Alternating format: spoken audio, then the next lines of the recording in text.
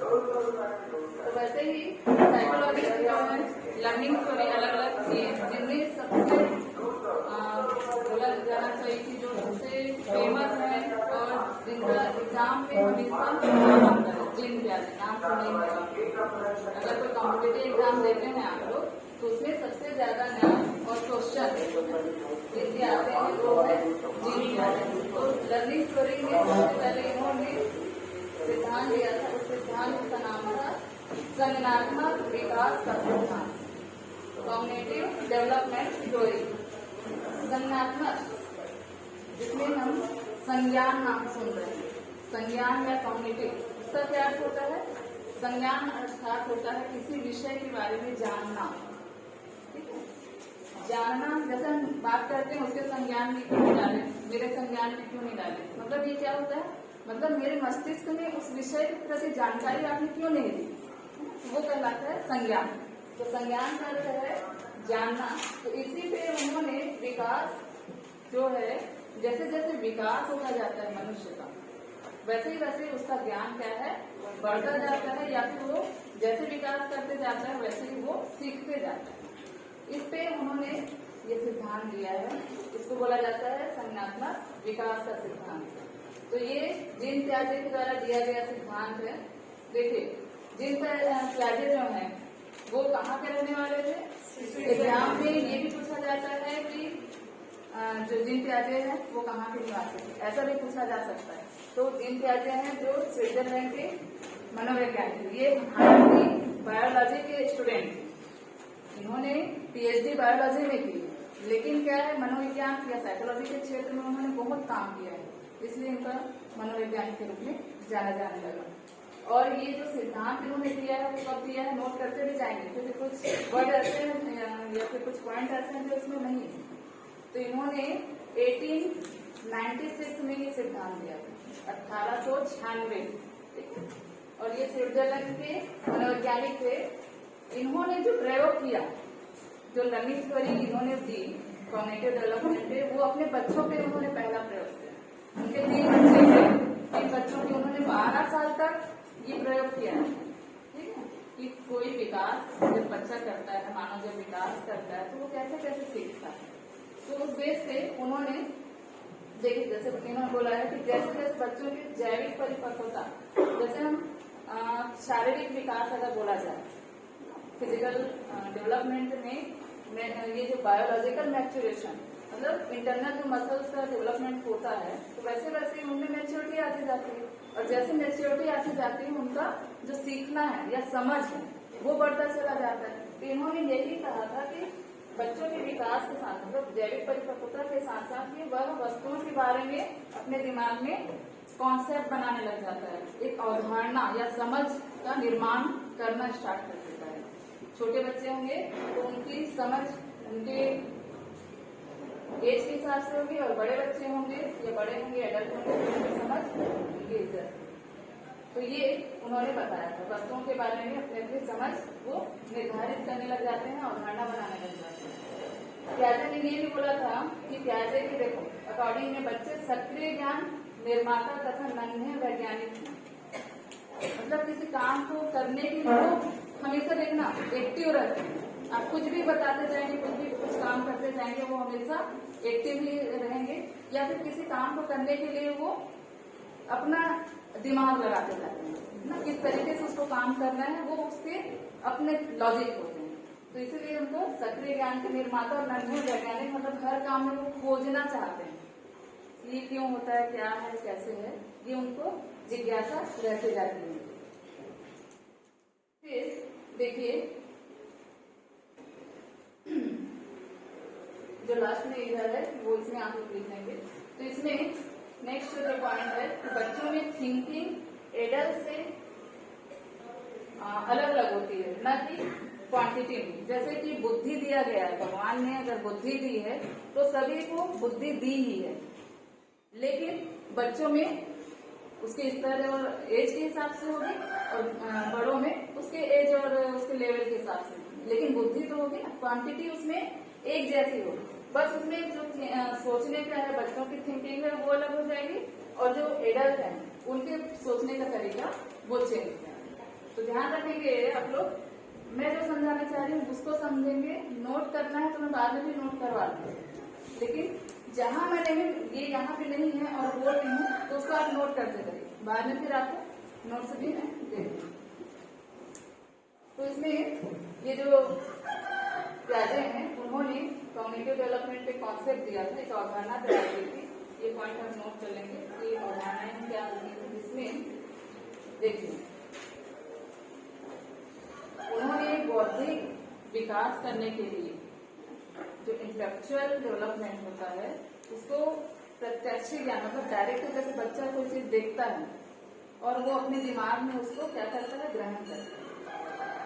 तो कुछ बातें ऐसी होती है जो वो समझ जाता है, उसको ग्रहण कर लेता है, ठीक है, और कुछ बातें ऐसी होती है जो वो वातावरण के लिए छोड़ देता है। तो जो वातावरण के लिए वो बातों को या जो चीज नहीं समझ पाता उसको वातावरण के अनुसार समझना चाहता है, वो क्या कहलाता है, अडॉप्शन, अनुकूलन। वातावरण के अनुसार अपने को ढालना अनुकूलन कहलाता है, ठीक है। कि हम जैसे कि जैसे मैंने आप लोग को मैथड में पढ़ाई थी कि गिरगिट होता है, इसका एक एग्जाम्पल दी थी कि गिरगिट अपने वातावरण के अनुसार है ना अपने आप को चेंज कर लेता है, क्योंकि उसको सुरक्षित रखना है अपने आप को, इसलिए वो रंग बदलता है। तो वैसे ही है, मनुष्य भी है, कोई भी प्राणी है जो अपने आप को सुरक्षित रखने के लिए वातावरण के साथ बदलते जाता है। तो वैसे ही बालक भी अपनी सीख को या अपने समझ को, कुछ जो समझ में आता है उसको समझ लेता है, नहीं समझ में आता उसको वातावरण के अनुसार ढालने के लिए वातावरण में छोड़ देता है। तो वो दो प्रक्रियाएं इसमें होती है, ठीक है। अनुकूलन के दो प्रकार बोला जाता है, जिसमें पहला है आत्मसातीकरण, इंग्लिश में बोलेंगे इसको एसिमिलेशन। आत्मसातीकरण भी बोला जाता है, आत्मसात भी बोला जाता है, आत्मसातीकरण भी बोला जाता है। तो हिंदी में बहुत सारे नाम हैं, इनमें से इंग्लिश में भी एक ही नाम है, उसको आप इंग्लिश में और हिंदी में करके रखेंगे, लेकिन सबसे ज्यादा इंपॉर्टेंट आप इंग्लिश में याद रखेंगे। कभी कभी क्या होता है, कंफ्यूजन होता है, इसलिए इंग्लिश को याद रखेंगे तो वो नहीं होगा। तो इसमें ये बोला गया है आत्मसातीकरण में कि हम पूर्व ज्ञान को नए ज्ञान के साथ जोड़ते हैं। जैसे इसमें एग्जाम्पल दिया है कुत्ता, कुत्ते के क्या होते हैं, 4 पैर होते हैं, एक पूंछ होता है, 2 आंखें होती है, एक नाक होता है, एक मुंह होता है और एक क्या होता है, पूंछ, ये हो गया। और ये इसको बच्चे को बताया गया कि वो काले कलर का है।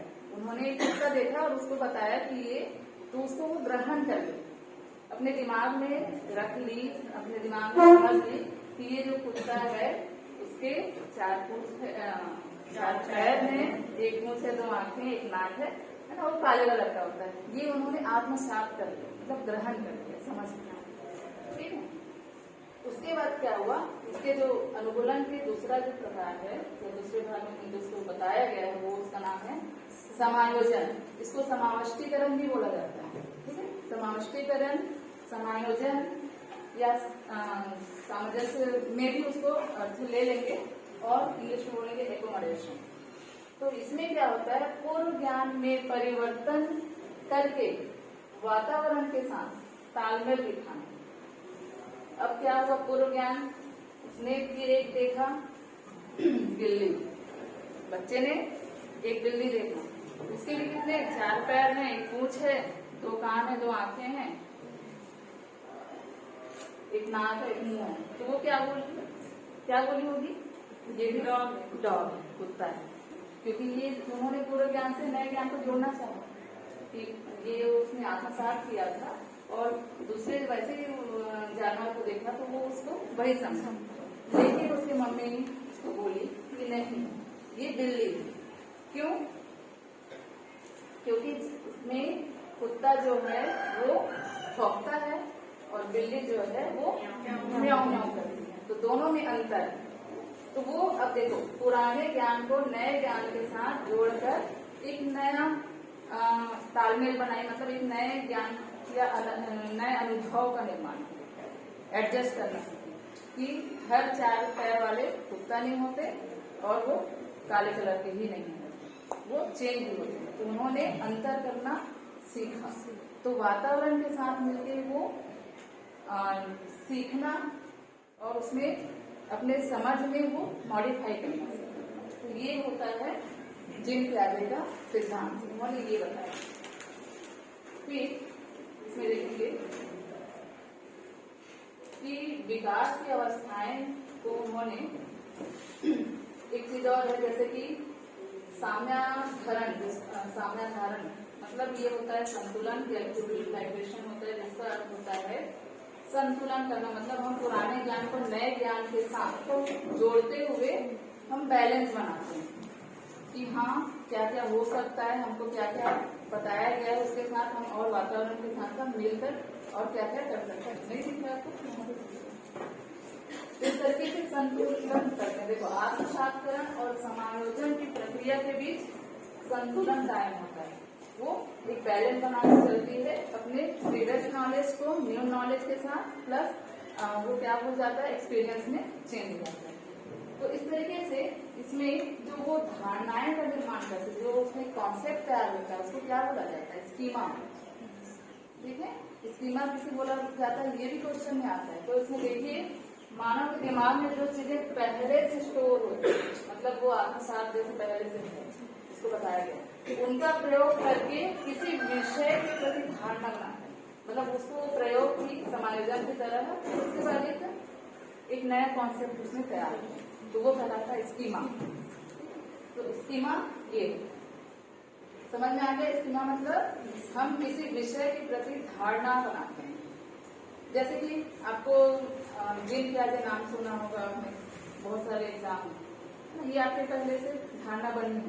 लेकिन जब आप उसको पढ़ेंगे, जब आपकी थ्योरी में आप उसको लिखेंगे, तो वो आपका प्रयोग आएगा, तो एक अलग तरीके से आप उसको समझेंगे, तो वो आपका एक स्कीमा की तरह काम करेगा। तो इसी तरीके से मानव शिशु में स्कीमा जो है, जो प्रवृत्ति है, जो उसका पावर है या इमेज पावर जिसको बोलते हैं, वो जन्मजात भी होती है और वो ग्रहण भी कर सकते हैं। मतलब वो वातावरण के साथ नया सीख भी सकते हैं और जन्मजात भी उनमें होती है। फिर देखिए, जैसे कि पहले मैं बताई थी, जो मानव है वो दो तरीके से सीखता है। एक होता है अनुकूलन और दूसरा होता है संगठन। अनुकूलन मतलब क्या होता है, जो अडॉप्शन है। अडॉप्शन में क्या होता है कि वो वातावरण के लिए छोड़ देता है, जैसा भी वातावरण हमको सिखाएगा हम वैसे सीखेंगे। लेकिन संगठन क्या होता है, जिसमें पियाजे ने बताया था कि हम किसी भी विषय के प्रति हम कोई भी जो धारणाएं तैयार करते हैं, उसको हम धीरे धीरे अपने मस्तिष्क में एकत्रित करते जाते हैं। जो सीखते हैं, जो देखते हैं, हम उसको संगठित करते जा रहे हैं, और जो संगठित हो गया वो आपका यहाँ पे आपके स्मृति में, वो मेमोरी में काम आएगा। और जो संगठित नहीं हुआ वो अनुकूलन के लिए चला जाएगा। दो भाग होते हैं बौद्धिक प्रक्रिया में। हम जब उसको सीखते हैं तो वो एक तो संगठित करता है, दूसरा अनुकूलित करता है। अनुकूलित करने के लिए फिर दो भाग होते हैं, वो क्या करता है, आत्मसात करता है, और दूसरा समायोजन करता है। तो इस तरीके से जो जीन पियाजे ने नए नए चीजों को, सीमाओं को, देखो यहाँ पे लिखा है, पुनर्व्यवस्थित करके जोड़ने का संगठन या जोड़ने का काम किया है, जिसको बोला जाता है संगठन। ऑर्गेनाइज करना या किसी विषय को सीख के हम एकत्रित करते हैं। जैसे आप साइकिल चलाना सीख जाते हैं, एक बार सीख गए तो भूलना नहीं होता है। फिर आपको पता है कि हमको कैसे पैडल मारना है, कैसे हमको आगे बैलेंस बनाना है। अब आप उसको भूलेंगे नहीं, तो वो आपके दिमाग में वो संगठित होगा, वहां पे चेंज नहीं होगा आपको।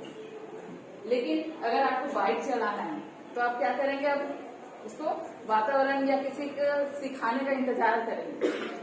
तो सिखाने का इंतजार करेंगे, फिर वो चेंज हो जाएगा कि बाइक के लिए अलग होता है, कितने गियर होते हैं, क्या है, सबका मालूम करना पड़ेगा। तो इस तरीके से वो अनुकूलन हो जाएगा। तो ये है जीन पियाजे का सिद्धांत। अब उसने इसको जो विकास की जो अवस्थाएं होती हैं, जैसे कि विकास की अवस्थाएं पढ़े थे, शैशवावस्था, और क्या पढ़े थे, बाल्यावस्था, किशोरावस्था। तो ऐसे ही विकास की अवस्थाएं होती है। तो उसमें इन्होंने तीन पक्ष जो होते हैं, एक तो होता है संज्ञानात्मक, कॉग्निटिव डोमेन होता है संज्ञानात्मक पक्ष, दूसरा होता है भावात्मक पक्ष, है ना, अफेक्टिव या अफर्मेटिव डोमेन, और तीसरा होता है साइकोमोटर या क्रियात्मक पक्ष। लेकिन उन्होंने सिर्फ एक पक्ष को लिया है, इसको कॉग्निटिव। तो उसमें जो विकास की अवस्थाएं हैं उन्होंने 4 बताई। तो विकास की ये 4 अवस्थाएं हैं, जिसमें सबसे पहले आता है संवेदी पेशी अवस्था। इसको नोट भी करते जा रहे, पॉइंट को नोट करते चलेगा। पहले का नहीं करता है, चलो ठीक है, अभी रिवाइज करवाऊँ। तो संवेदी पेशी अवस्था, पहली जो संज्ञानात्मक विकास की अवस्थाएं हैं उनमें सबसे पहले आता है संवेदी पेशी अवस्था। इसको और क्या बोला जाता है?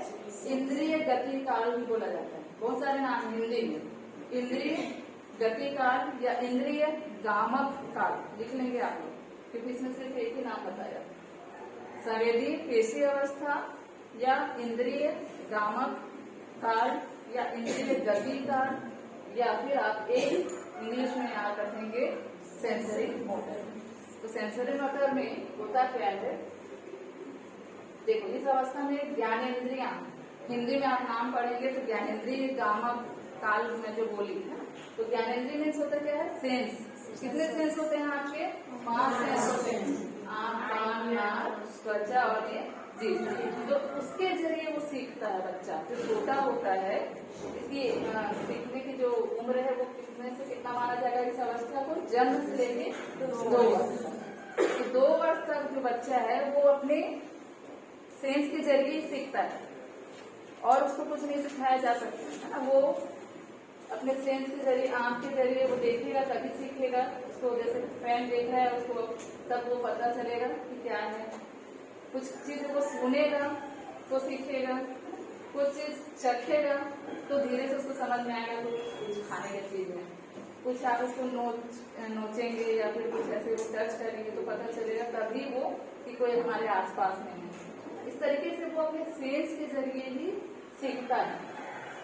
और ये अवस्था गामक होती है। इसमें गामक मतलब होता है गत्यात्मक या शरीर के द्वारा किया जाने वाला कार्य। गामक अर्थात होता है हम कोई भी कार्य करते हैं वो शरीर के द्वारा किया जाता है। तो शरीर मतलब यहाँ पे ज्ञानेंद्रिय से रिलेटेड है। इसमें देखिए इसमें वो क्या क्या महसूस करता है। देखिए वस्तु स्थायी की जो है क्वालिटी इसमें होती है, ऑब्जेक्ट परफॉर्मेंस में बोला जाता है। यानी बच्चा अपने दिमाग में वस्तुओं की छाप बनाना शुरू कर देता है, जिससे वह छिपी हुई वस्तु को भी ढूंढ लेता है। आप बच्चों के सामने, इस एज के बच्चों के सामने आप कुछ रख दो, जैसे उन्होंने एक चाबी छुपा दी, ठीक है, कल आप भूल जाएंगे वो चाबी कहाँ छुपाएंगे, लेकिन उस बच्चे को पूछोगे तो उसको याद रहेगा, क्योंकि वो अपने सेंस के जरिए और जो इनका ये क्वालिटी है, उसके गुण है कि किसी वस्तु को वो याद रखता है। जैसे वो चाबी उसको याद है कि पापा या मम्मी ने कहा है, तो उसको वो याद रखता है। इस जरिए से वो उस चीज को ढूंढ लेता है। फिर इसमें और भी गुण होता, सेकंड जो है अवस्था है वो लिखेंगे पूर्व संक्रियात्मक अवस्था। पूर्व संक्रियात्मक अवस्था, प्री ऑपरेशनल स्टेज। सक्रियात्मक मतलब हम किसी क्रिया को करने के पहले, पूर्व मतलब पहले किसी क्रिया को करने की अवस्था है। जैसे कि इसमें 2 से 7 वर्ष मान गए। एग्जाम में आता है कि कभी कभी ऐसे भी पूछ दिया जाता है कि जो पूर्व सक्रियात्मक अवस्था कितने से कितने वर्ष तक होता है, तो आपको याद रखना है वो 2 से 7 वर्ष। और इसमें ये देखिए यह क्रिया करने से पहले की अवस्था है। बच्चा सामने वाली चीजों को देख पाएगा, समझ पाएगा, लेकिन कोई क्रिया नहीं कर पाएगा। मतलब कैसे होगा वो, आप देख रहे हैं कि ये मोबाइल है, मतलब बच्चे की बात करें 2 से 7 साल की, कि वो देख रहा है कि वो मोबाइल है, उसमें कुछ चल रहा है ना, ट्राइपॉड है उसमें वो लगाया हुआ है, लेकिन वो काम वो करना चाहते हुए भी कर नहीं पाएगा। देख लेगा, समझ लेगा, लेकिन नहीं कर पाएगा। तो ऐसे बहुत सारे एग्जाम्पल्स हैं कि वो किसी चीज को देखता है, समझता है, लेकिन वो काम करने के लिए उसके लायक नहीं रहता। जैसे उसको भूख भी लगेगी तो उसको भूख लग रही है, वो समझ रहा है, खाना चाहिए ये भी वो वहां पे है, देख भी रहा है, लेकिन वो खा नहीं पाएगा। उसको वो चीज मिल नहीं पाएगा। तो उसके लिए ये सब पूर्व संक्रियात्मक मतलब किसी काम को करने के पहले की जो क्या बोलना चाहिए विषय है वो किसी काम करने से पहले हम पहले देखते हैं कि समझते हैं, उसके बाद फिर करते हैं। ये 3 पक्ष होते हैं। देखना मतलब ग्रहण करेंगे, उसके बाद फिर उसको समझेंगे भाव में, उसके बाद फिर क्रिया करेंगे क्रियात्मक में। तो इस तरीके से तो फिर देखिए तो बच्चे में एक और चीज होता है कि वो प्रतीक जो है सिंबल जो होते हैं उसको वो यूज करके एक नई धारणा का निर्माण करता है। जैसे कि उसके साइकिल शब्द सुनकर उसके माइंड में साइकिल की इमेज बन जाती है।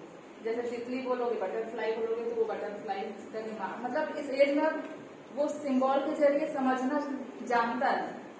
जैसे बस बोलोगे तो उसके दिमाग में बस इमेजिन कर लेगा, ट्रक बोलोगे तो ट्रक इमेजिन कर लेगा।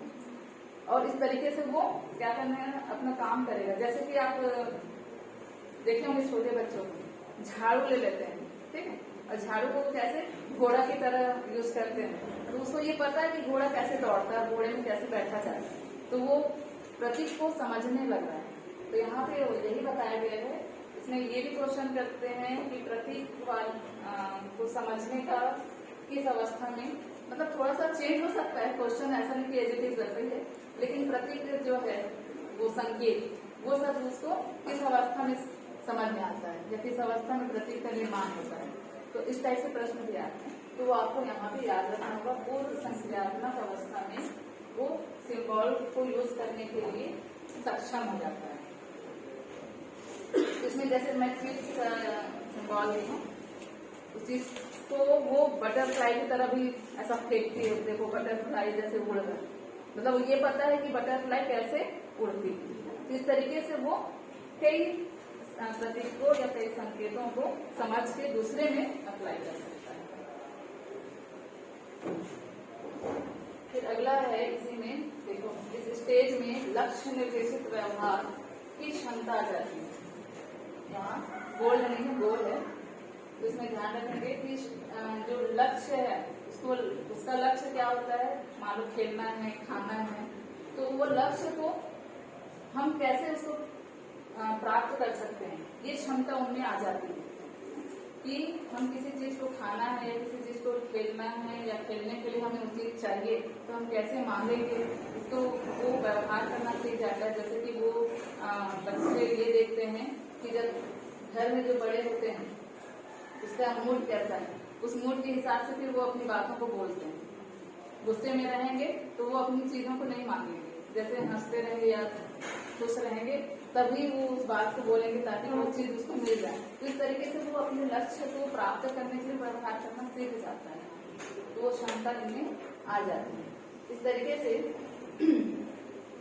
इसमें और भी है कि इस अवस्था में वो क्या क्या करता है।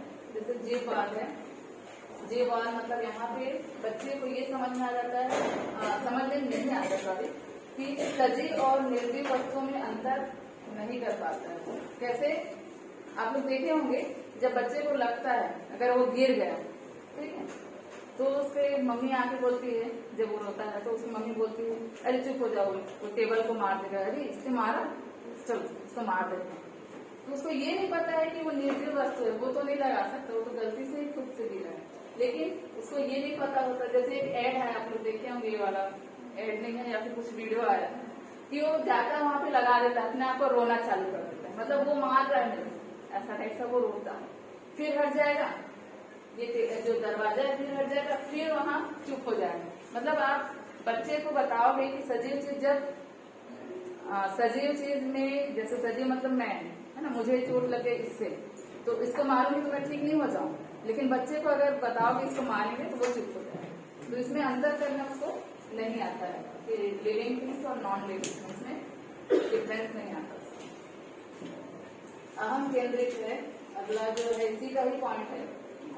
तो उसमें अहम केंद्रित मतलब देखो सेंट्रिज, इसमें ये है कि बच्चा सोचना शुरू कर देता है कि जो वह कर रहा है वही सब ठीक है, मुझे जो पसंद है वही सबको पसंद है, और मुझे जो पसंद आ रही है वो सभी को पसंद आनी चाहिए।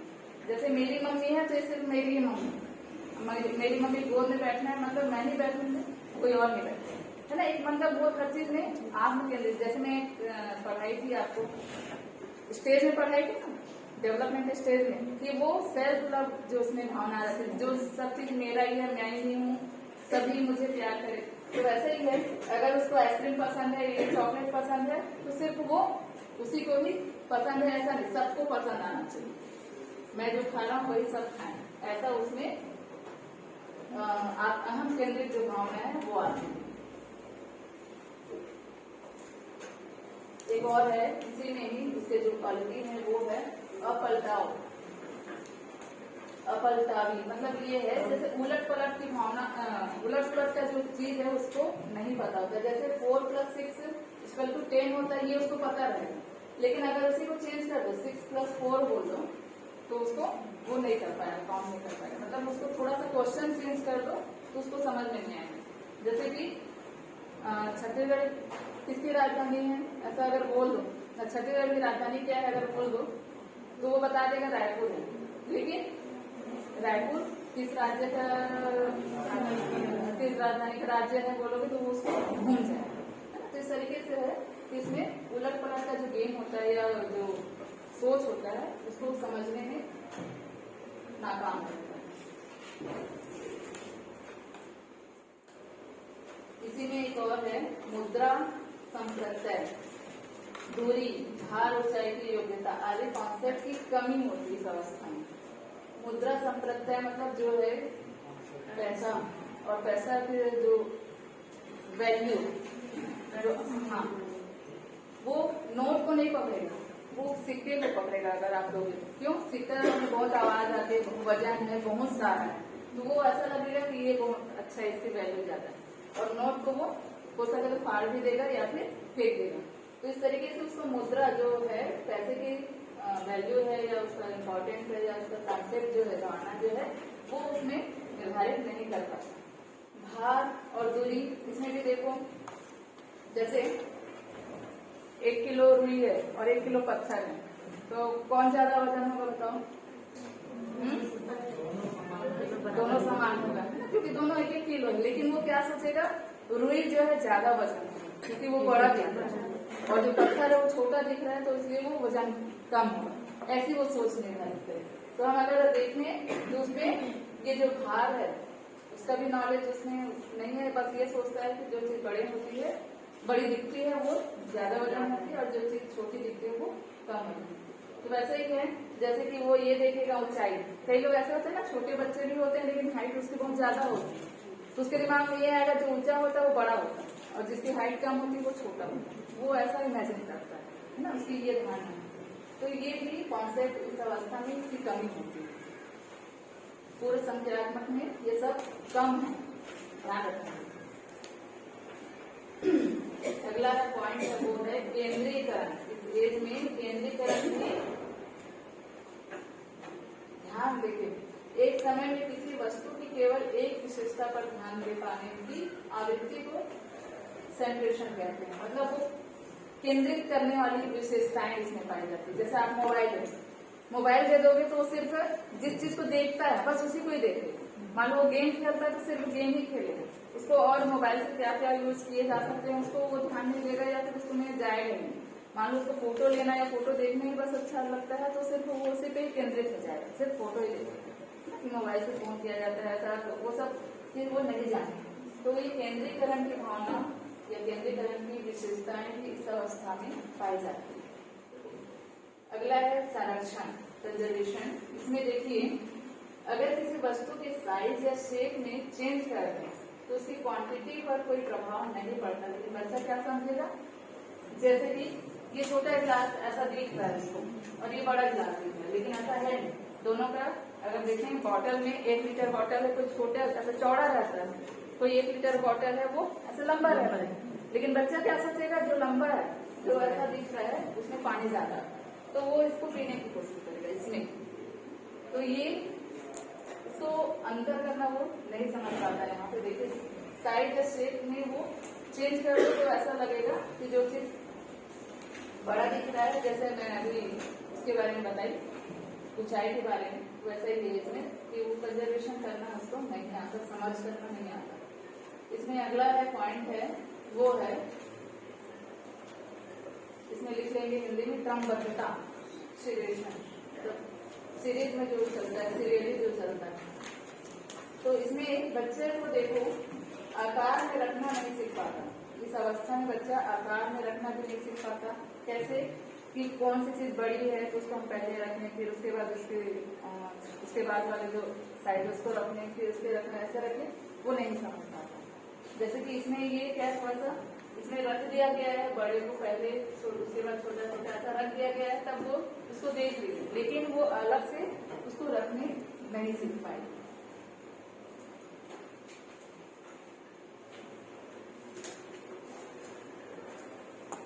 फिर तीसरी अवस्था है, पहली अवस्था क्या थी?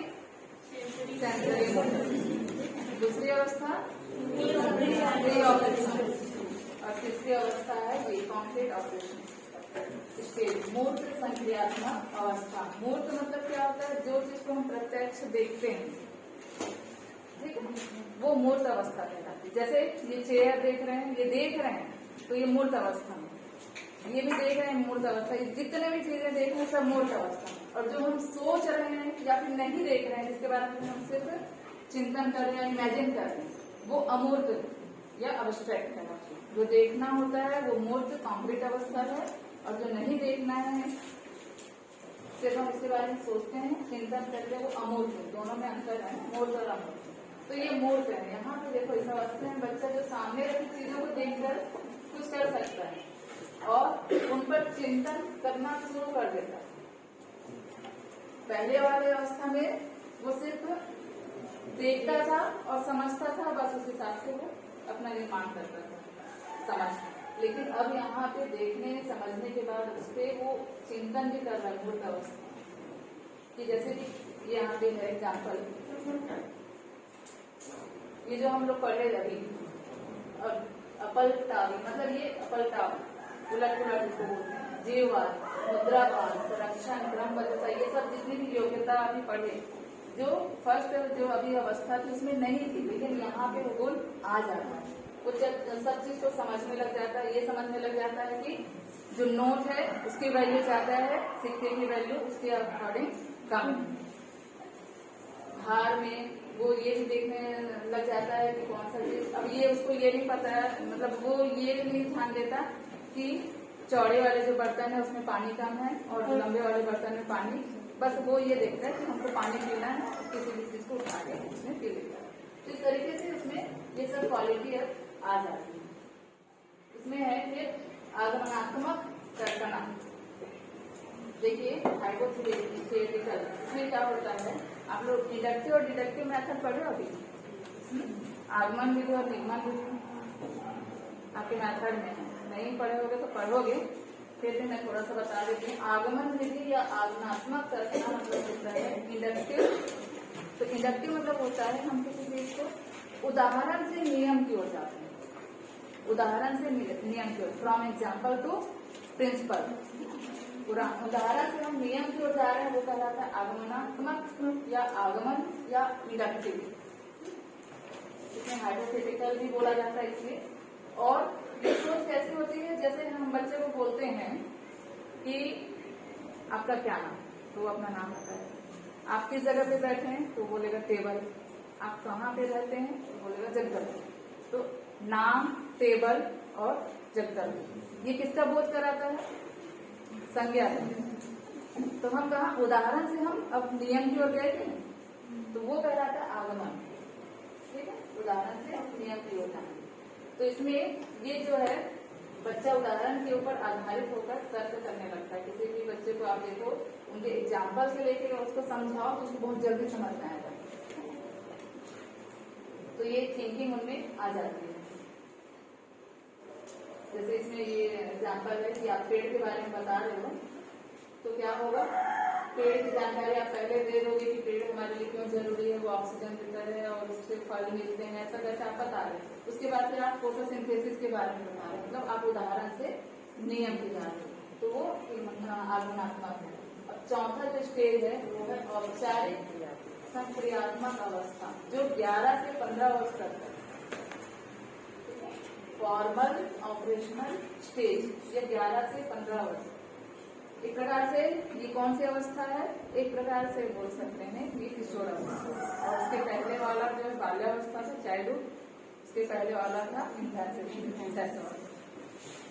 अब यहाँ पे देखो, ये संज्ञान की सर्वोच्च अवस्था है, जिसमें हम अगर ये भी पूछा जा सकता है कि सबसे ऊंचे अवस्था या सबसे इम्पोर्टेंट अवस्था कौन सा है, तो वो है किशोरावस्था। इसमें अब जो वो मूर्त चिंतन कर रहा था वहां पे कॉम्प्लेट जो थिंकिंग थी, अब वो अमूर्त चिंतन में चेंज हो जाता है। मतलब वो अब सिर्फ देखी हुई चीजों को भी नहीं समझता, बल्कि वो जो नहीं देख पा रहा है उसको भी वो चिंतन कर रहा है, उसको भी समझ पा रहा है, अमूर्त चिंतन करने लग जाता है। जैसे कि आप इसमें देखे होंगे कि एक प्रकार से यूरिया और शक्कर, पहले वाले स्टेज में आप यूरिया और शक्कर को दिखाओगे तो वो उसमें अंतर नहीं कर पाएगा, लेकिन इस स्टेज में वो यूरिया भी सफेद और गोल कलर का छोटा छोटा होता है, देखिए यूरिया घात ये और शक्कर लगभग दोनों एक ही टाइप से दिखते हैं। जिस अवस्था में वो अंतर करना सीख जाता है और बाकी अवस्था में उसको पहचानना या अंतर करना उतना अच्छे से नहीं आता। पहले वाले स्टेज में क्या था, आगमन था, यहाँ पे जस्ट उसका अपोजिट हो जाता है निर्माण। तो अपोजिट हो जा रहा है मतलब वहां पे उदाहरण से हम नियम की ओर जा रहे हैं। बच्चे को हम उदाहरण पहले समझाते थे, उसके बाद फिर नियम में, और यहाँ पे हम पहले नियम पहले बताएंगे। जैसे मैथ्स में होता है ना, पहले फॉर्मूला बताते हैं, उसके बाद फिर फॉर्मूला को हम सिंप्लीफाई करते हैं या फिर एग्जाम्पल के थ्रू उसको हम आगे बढ़ाते हैं। तो इस तरीके से नियम, जैसे कि अब मैं बोल दूं किसी व्यक्ति, वस्तु या स्थान का जो बोध अगर आता है उसे संज्ञा कहते हैं, ये नियम हो गया। जैसे राम, टेबल और जगदत्त, तो मैं नियम से उदाहरण की ओर गई तो वहां पे कौन सा मेथड यूज हो रहा है, डिडक्टिव या निर्माण। तो ये निर्माणात्मक तर्क मतलब जो थिंकिंग है वो यहाँ पे वो अब करने लग जाता है। जैसे कि वो फैन है, हम पढ़ रहे थे, इसमें शैशवावस्था में क्या है क्वेश्चन आता था, बाल्यावस्था में क्यों है आता था, अब किशोरावस्था में कैसे है, वो कैसे घूमता है, वो उसको खोल के देखेगा, पूरा उसके मोटर सबको देखेगा, जानेगा। तो वो सब चीज उसमें एक जिज्ञासु प्रवृत्ति है, वो बहुत ज्यादा है। हर चीज को वो कैसे है, क्या है, ये जानने का, तर्क करने का, किसी चीज को लॉजिक लगाने का, ये सब उनमें क्षमता बढ़ते चले जाती है।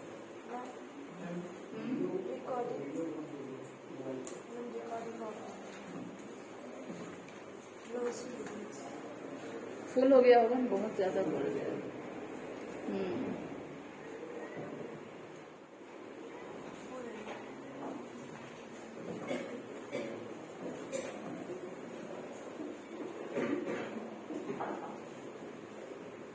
तो इस तरीके से प्याजे के संज्ञान जो है संज्ञानात्मक विकास का सिद्धांत ये होता है। और इसको जब कोई खोज करता है, कुछ नया निर्माण करता है, तो जरूरी है उसके आलोचक भी होते हैं, क्रिटिसाइज भी किया जाता है। हम कोई काम अच्छा कर लेते हैं, उसके बाद उसमें कई नुक्स निकाला जाता है, तो ऐसा ही है, वो जरूरी भी है ताकि उसमें मॉडिफाई होता जाए और अच्छा संशोधन होकर वो नया चीज और तैयार हो। तो वैसा ही पियाजे के जो है सिद्धांत, उसको क्रिटिसाइज भी किया गया था, जिसमें ये देखा गया था कि जो विकास के चरणों की जो क्रम है वो कैसे अपरिवर्तनशील बताया गया, मतलब जो चेंज नहीं हो सकता उसमें ये चीज बताया गया है। कैसे चेंज नहीं हो सकता, आप चेंज कर सकते हैं उसको, विकास जैसा हो रहा है, ठीक है। तो एक तो शैशवावस्था, बाल्यावस्था, किशोरावस्था, ये विकास का क्रम सही है, लेकिन उसमें ये बोला गया है पियाजे के अनुसार कि उसको वो विकास जैसे होगा तभी सीखेगा, मतलब इन्फेंसी स्टेज में जितना सीखना है बस उतना ही सीखेगा नहीं, लेकिन आप उसको उचित वातावरण देकर ज्यादा तो सिखा सकते हैं, माहौल जैसा बनाकर आप उसको ज्यादा सिखा सकते हैं। तो इसमें ये थोड़ा सा गलत आलोचना की गई। और जैसे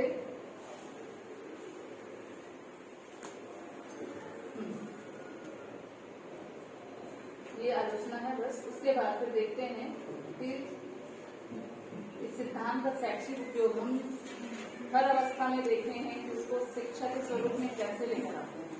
तो सबसे पहले देखेंगे जो educational application of the theory का शैक्षिक उपयोग कैसे कर सकते हैं। तो सबसे पहले शब्दावली के विकास में, आप लोग ये देखे होंगे कि इन्फेंसी स्टेज के बाद जो चाइल्डहुड स्टेज आता है उसमें भाषा का विकास बहुत ज्यादा होता है। तो उनको जो भाषा शब्दा भंडार जो है, आप उसको बहुत ज्यादा भाषाओं का ज्ञान करवा के आप उसको नॉलेज दे सकते हैं, सिखा सकते हैं, अलग अलग भाषाओं की जानकारी दे सकते हैं। पूरा ये डेवलपमेंट आप स्टेज पढ़े हैं, अगर उसको अच्छे से समझे हैं तो ये जो लर्निंग थ्योरी है प्याजे की, वो बहुत अच्छे तरीके से समझ में आ जाएगी। तो इसमें शब्दावली के विकास में आप इसको इसका उपयोग कर सकते हैं, अलग अलग भाषाओं का ज्ञान देकर। दूसरा है कार्यात्मक ज्ञान के विकास, डेवलपमेंट ऑफ ऑपरेशन नॉलेज। कार्यात्मक मतलब जैसे आप खेल का मैदान बच्चों के लिए तैयार कर रहे हैं, तो उस खेल के मैदान में बहुत सारे खिलौने रखें ताकि उसका जो नॉलेज है ना, अलग अलग खिलौने से क्या क्या यूज किए जा सकते हैं, और उसका जो डेवलपमेंट होगा, मेंटल डेवलपमेंट, वो भी बढ़ता चला जाएगा। और नए नए खिलौने में या नए नए खेल के साथ वो अपने आप कंट्रोल, पैसेंस करना उसमें आएगा। क्योंकि इस एज में बच्चे जो हैं, चाइल्डहुड हो चाहे एडोलसेंट हो, वो अपने आप को सेल्फ कंट्रोल उसमें बहुत कम होता है। तो सेल्फ कंट्रोल उसमें आता जाएगा जब वो बिजी होगा, धीरे धीरे उसमें पैसेंस आते जाएंगे।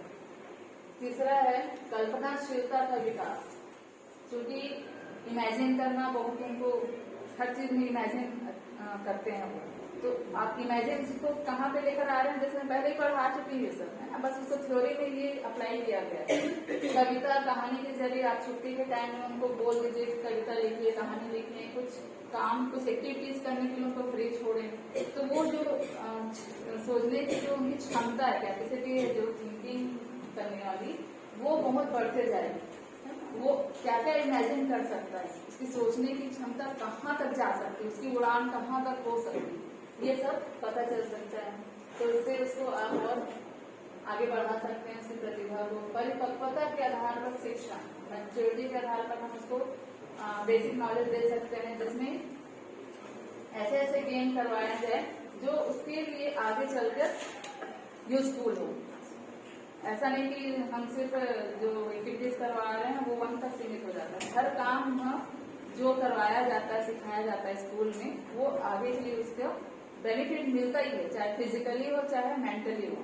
खेल खेल रहा है तो फिजिकली भी स्ट्रांग होगा, साथ ही साथ वो ग्रुप में रहेगा तो ग्रुप में रहने की भावना भी सीखेगा, लोगों के साथ कैसे मिलजुल कर रहना है, कैसे अपनी बातों को शेयर करना है, कैसे अपनी चीजों को शेयर करना है, ये सब चीज सीखेगा। ऐसा नहीं कुछ भी नहीं सीखेगा, बहुत सारी चीजें वो सीखेगा।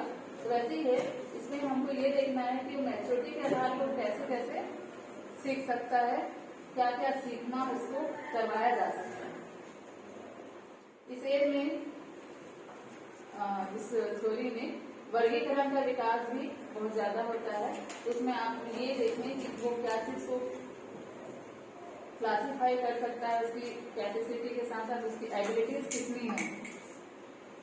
जैसे कि आप एक फ्लावर दे दो, उस फ्लावर का आप क्लासिफिकेशन करो बोलो, तो वो फैमिली के बाद सब फैमिली, वो किस, उसका बॉटनिकल नेम क्या है, या फिर क्लास क्या है, वो उसके यूजेस क्या है, इस टाइप से उसको आप बता सकते हैं और वो चीज करेगा।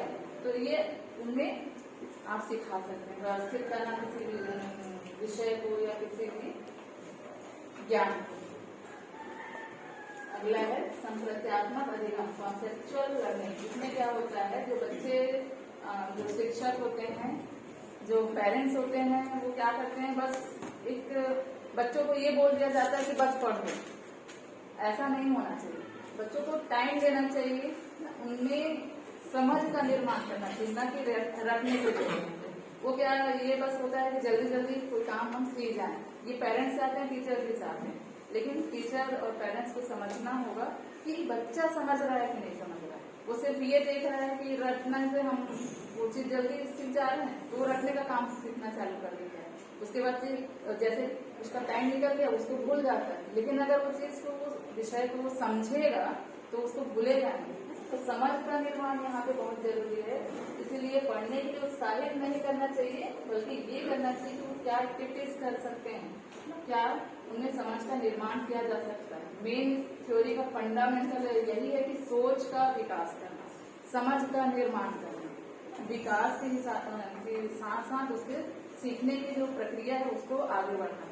तो ये सब हम इस थ्योरी के जरिए करवा सकते हैं। तो इस तरीके से आपका प्याजे दिन प्याजे कंप्लीट होता है।